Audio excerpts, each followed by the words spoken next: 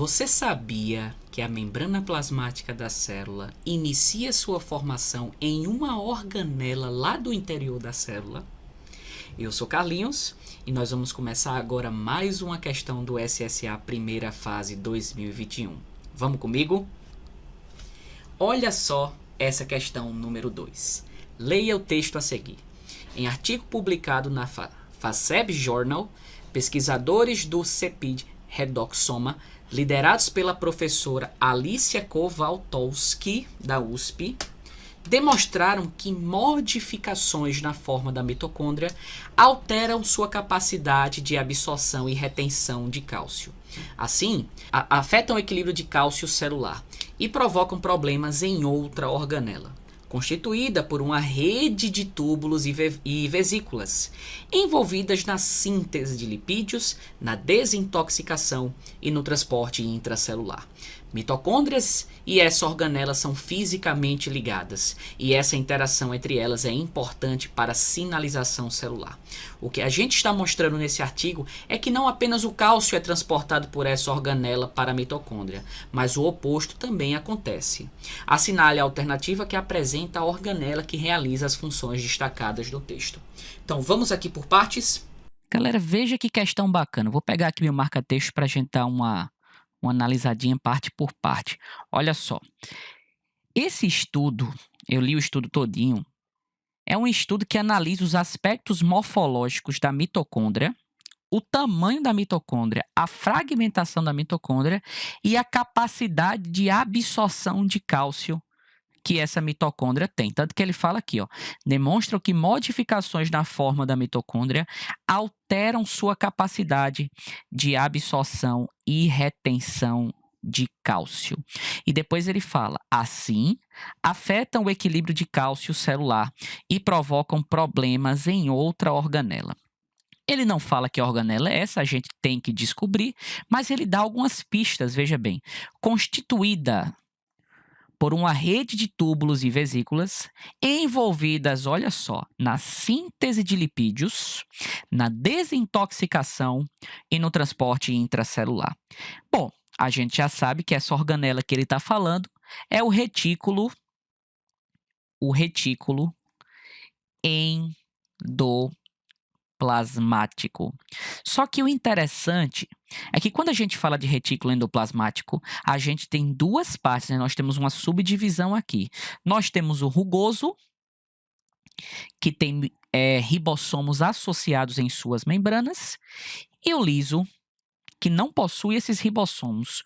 O rugoso está envolvido com a parte de síntese proteica e de transporte dessas proteínas através de vesículas de transporte por dentro da célula, no meio intracelular. Já o retículo endoplasmático liso, ele não tem esses ribossomos, então ele não está associado com a síntese proteica. Na verdade, o retículo endoplasmático liso, olha só, você também pode encontrar o nome granular, que se refere ao rugoso, e agranular, que se refere ao liso. O retículo endoplasmático liso está envolvido com a síntese de lipídios. E aí você poderia perguntar para mim, Carlinhos, que lipídios são esses? Vamos colocar aqui, fosfolipídios, colesterol, hormônios esteroides, que são hormônios derivados do colesterol. Vamos colocar aqui, hormônios esteroides. Esse retículo liso, ele produz esses lipídios através de ácidos graxos livres. E é muito interessante, galera, que depois que ele sintetiza, por exemplo, esses fosfolipídios aqui, os fosfolipídios são utilizados para constituir a membrana plasmática da célula e a membrana de outras organelas que existem lá no interior da célula. Então, além de sintetizar esses lipídios, o retículo liso também está envolvido no transporte intracelular, o transporte por dentro da célula. É muito interessante, galera, porque veja, depois que esses lipídios, esses fosfolipídios são sintetizados, eles são envolvidos por uma vesícula de transporte e essa vesícula de transporte pode levar esses lipídios para outras organelas que existem lá por dentro da célula. O retículo rugoso também tem essa capacidade, só que com proteínas. Ele envolve as proteínas recém-sintetizadas em vesículas de transporte e essas proteínas são mandadas, por exemplo, para o complexo Golgiense fazer o processo de secreção. Olha como tudo está interligado. Então, além de fazer esse processo de síntese de lipídios e de transporte intracelular, a gente também tem algumas funções muito importantes aqui desse retículo liso, como a regulação do cálcio, dos níveis de cálcio no meio, vamos colocar aqui, ó, no meio intracelular. Deixa eu te mostrar como é que isso aqui vai acontecer. Veja bem, eu vou desenhar aqui uma célulazinha para você entender o que é que eu estou querendo dizer. Uma célulazinha eucariótica, que tem retículo endoplasmático. Imagine que isso aqui seja um retículo endoplasmático liso. Eu quero que você saiba que a concentração de cálcio, vamos colocar aqui no meio extracelular, é muito maior do que, vamos colocar aqui, no meio intracelular. Então, eu quero que você saiba que tem muito mais cálcio aqui, vamos colocar um mais concentrado, e tem menos cálcio aqui dentro da célula. Qual é a tendência, então, desse cálcio? Através do transporte passivo, a difusão, a tendência do cálcio é entrar. Quanto menor a concentração de cálcio no interior da célula, maior a tendência desse cálcio entrar por difusão, um transporte passivo. Só que o retículo endoplasmático ele tem um papel muito importante na regulação desse cálcio aqui, porque o retículo endoplasmático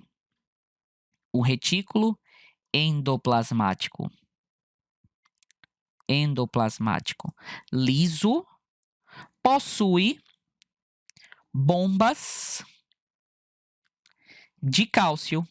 E essas bombas de cálcio, vou até colocar aqui de vermelho para deixar bem destacado, essas bombas de cálcio conseguem bombear o cálcio contra o gradiente de concentração, gastando energia. Então, o retículo endoplasmático ele vai ter uma grande importância na regulação desse cálcio no meio intracelular. Se o cálcio entrar demais, ele consegue mandar esse cálcio para fora através dessas bombas de cálcio, gastando ATP. Inclusive, esse retículo endoplasmático liso ele é muito importante lá nas células musculares no processo de contração muscular. Só que nós temos lá o retículo sarcoplasmático. O retículo sarcoplasmático, que é uma diferenciação do retículo endoplasmático liso, que vai auxiliar lá no processo de contração muscular. Então, olha como esse artigo que essa questão nos mostra é interessante, porque no artigo ele fala que mitocôndrias menores não conseguem absorver tanto cálcio.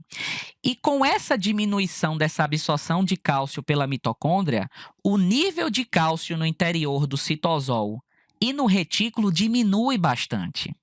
Lembra que eu falei que quando o nível de cálcio diminui, o cálcio de fora tende a entrar? Então, isso vai gerar um estresse no retículo endoplasmático liso e no artigo a gente consegue ver que isso pode estar associado até a algumas doenças, como diabetes ou até doenças neurodegenerativas. Veja que questão muito bonita e muito bem elaborada. E ainda falta aqui uma última função do retículo liso, que é o processo de detoxificação. O retículo endoplasmático liso ele tem enzimas nas suas membranas que conseguem, por exemplo, fazer um processo que a gente chama de hidroxilação. O que é esse processo de hidroxilação? Deixa eu explicar para vocês. Substâncias orgânicas que são insolúveis, elas tendem a se acumular com mais facilidade no organismo. E existem algumas medicações, algumas drogas que podem se acumular. O retículo endoplasmático liso, ele consegue fazer um processo de hidroxilação, que é pegar uma substância orgânica que era insolúvel e aumentar a solubilidade dela em água. Consequentemente, essa substância consegue ser eliminada com mais facilidade do organismo, diminuindo assim a intoxicação por essa droga. Inclusive, até o álcool, o retículo endoplasmático liso está envolvido com a sua eliminação do organismo. Então, veja que a organela simplesmente impressionante. Veja como tantos processos ela está relacionada. Síntese de lipídios, transporte intracelular através de vesículas de transporte, regulação do nível de cálcio, detoxificação.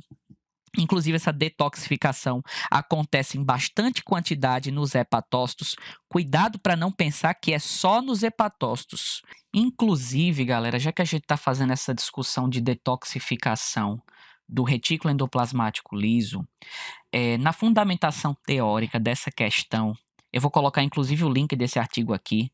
Eu li um artigo que mostra a relação de algumas drogas, como o fenobarbital, que é uma droga utilizada no tratamento de insônia, que estimula o aumento do retículo liso nos hepatócitos de fígados de camundongos. Então veja o que uma droga utilizada de forma crônica pode fazer em um sistema biológico. O link desse artigo vai estar aqui na descrição do vídeo para que vocês possam se aprofundar. Nós temos detoxificação, palavra difícil, também lá nos pulmões, nos nossos rins, na nossa pele, mas em grande quantidade nos hepatócitos. Beleza, galera? Então, o gabarito correto dessa questão aqui, com toda certeza, sem medo de errar, letra E. Valeu, gente! Até a próxima!